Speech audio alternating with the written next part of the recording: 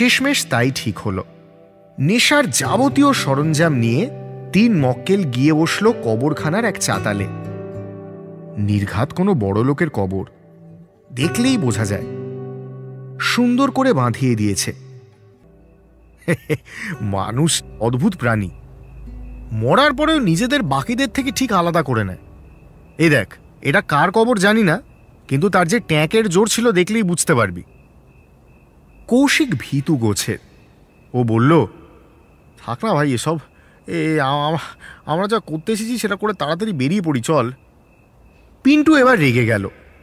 কৌশিককে এক ধাক্কা দিয়ে বলল, ন্যাকার মতো করিস না তো, তোর চাপটা কি? ভূতে এসে কি তোর থেকে কাউন্টার চাইবে নাকি?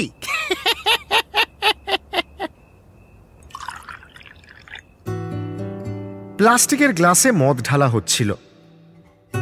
কাগজের ঠোঙা থেকে 3 জনেই অল্প অল্প চানাচুর আর বাদাম ভাজা নিয়ে দিব্যি মদ খাচ্ছিল। সোমনাথ এবার একটা সিগারেট ধরালো। এতক্ষণ অবধি সব ঠিকঠাকই চলছিল, কিন্তু সিগারেটের জ্বলন্ত বাটটা ও কবরের চাতালের ওপর ঘষে দিতেই কৌশিক উঠে দাঁড়ালো।